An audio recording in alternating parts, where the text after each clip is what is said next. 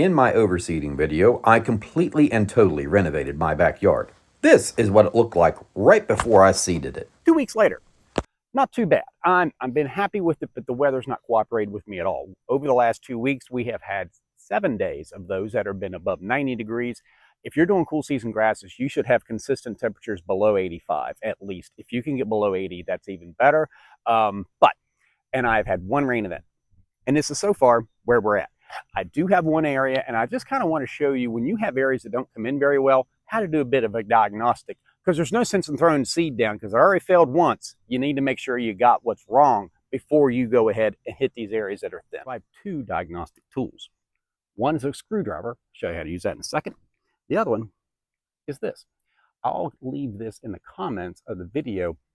What it does pH, moisture, sunlight, and it also does soil temperature. So if you are, particularly if you're seeding, overseeding in the spring with cool season grasses, this will be a very handy dandy tool to have. Or if you're late, you really don't want to seed when soil temperatures get below 60.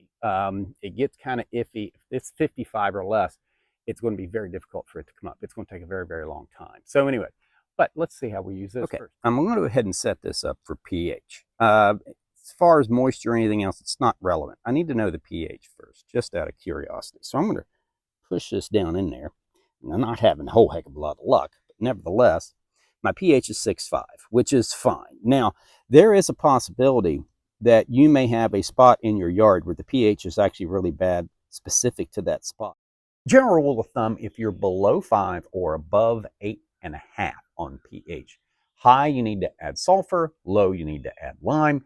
However, particularly with lime, increasing pH, see my pH adjustment video, I'll leave it at the end, generally takes about 6 months. Now, it'll start working within a week or two, but it will take a while to increase it. If you're too high, sulfur, because it's a biological process, will take longer, particularly if you're in the cooler months.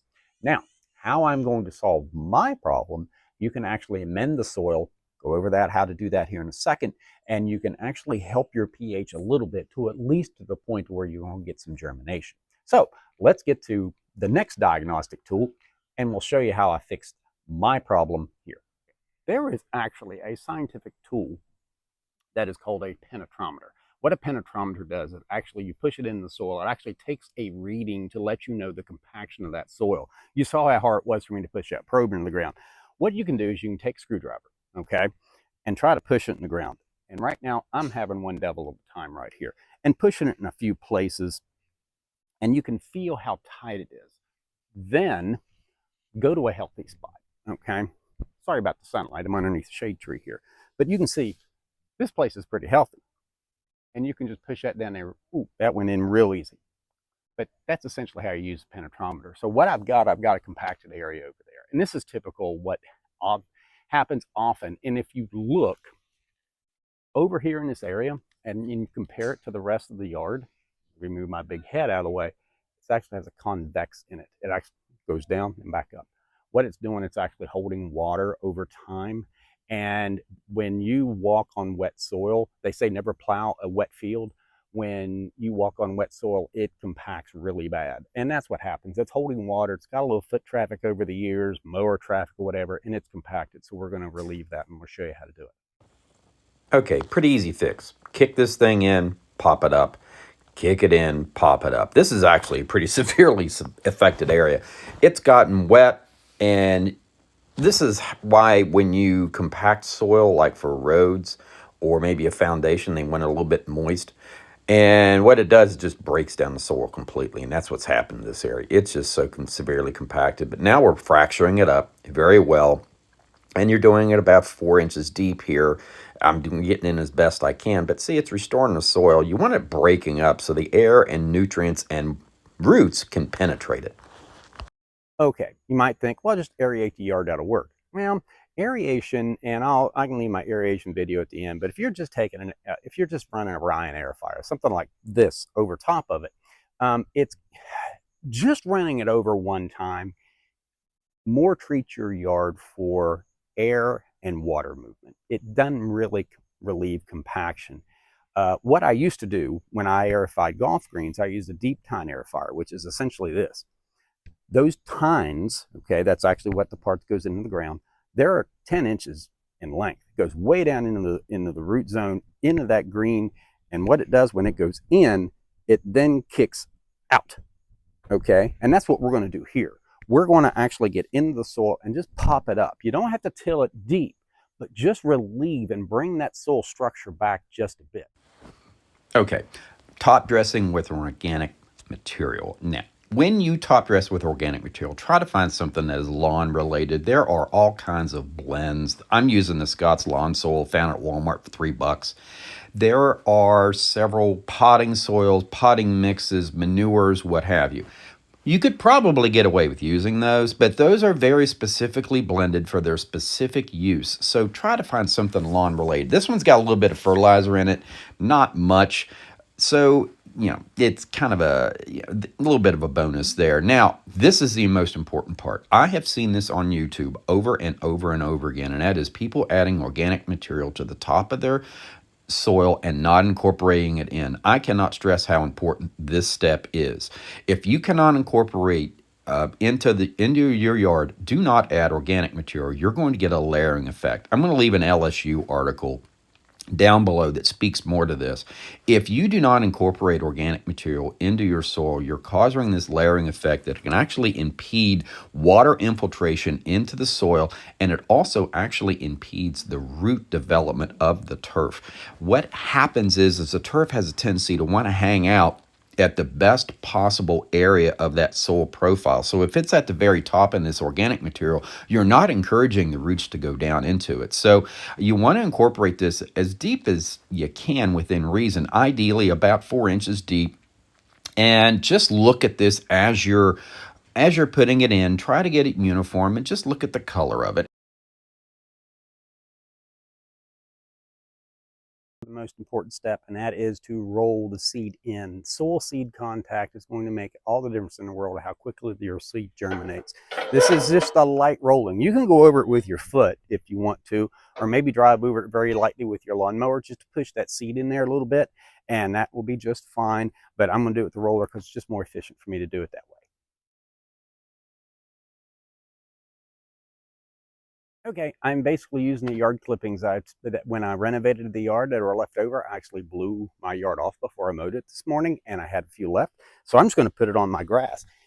Really, the only thing that mulch does, it keeps moisture in. And you can go out and buy straw mulch. There's nothing wrong with that. But essentially, this is organic matter, and all it does is keep the moisture in. That's all the function of it is. So you can go ahead and use this. There's a little bit of leaves left in it, or mixed in it, and that's fine too. I don't care. The other option you have is applying sand, like I've done to golf course tees, golf course greens over the years, is you can put sand out. Don't put it any more than a ½ inch down at a time. You don't want any more than that, because what you want is that seed to actually lay on that sand, take off, root, and eventually work its way down into the soil. There again, you don't want to incorporate it. You just need to lay it on top. That also takes care of some thatch too. A lot of folks will actually put sand out on their soil and level it with a rake, something like this. You can get those on Amazon. They look like this. I'll leave a link to that down below if you happen to want a leveling rake. But usually that is to do your entire yard. You're sort of spot treating here, so you really don't need one of those leveling. Just take a broom and simply level it out with a broom. But yeah, you can do that. Now, as far as soil testing, should do that beforehand. I knew the pH was good in my yard. I take pH readings about every year. Usually you do a soil test. They recommend probably every other year. You can do it every spring if you wish. The best place, and I'll leave 3 videos at the end. I'll leave my overseeding video, my soil testing video, and pH adjustment. So it shows you how to adjust the pH up and down. But in my soil testing video, here's where you need to get your soil test done. And they're generally cheap and unbiased, but just about every state in the union, let's say this is my soil testing video, has a local or a statewide or a university in your state that does soil testing, often for free. I know that Clemson does charge like $8 for those of you in South Carolina, for example. North Carolina State, my alma mater, does it in North Carolina. Usually for residents of that state, it's at a reduced rate or free. West Virginia, WVU does it here in West Virginia for free. Your tax dollars are paying for it. So that's how they subsidize it.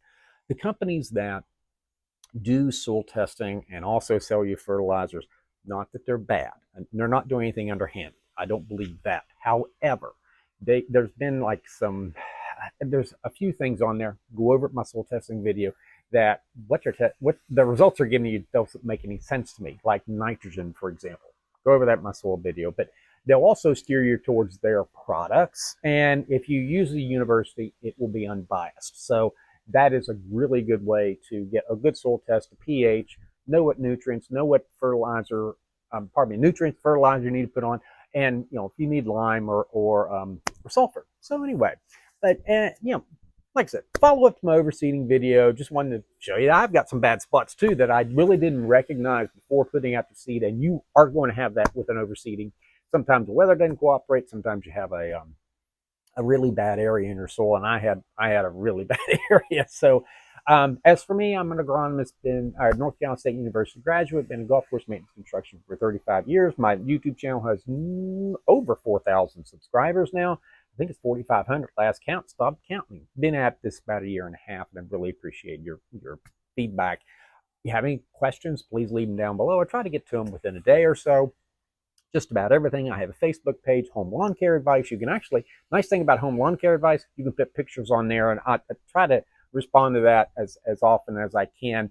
But that way you can post pictures on it. And I'm thinking about doing a live stream here sometime in September, and maybe answer your questions one-on-one. So anyway, if you like this, please like and subscribe. If you subscribe and hit the bell, I keep my videos very topical. Did my overseeding video. Actually went out a little early on what I really wanted to, because generally overseeding them sometime cool season grasses, usually about mid-September, but I wanted to get my video out prior to that time period. So the video's out and you can see what I've done and get all the materials and products that you need in order to make that happen for you. So anyway, I'm agronomist Greg Phillips. Thanks for watching.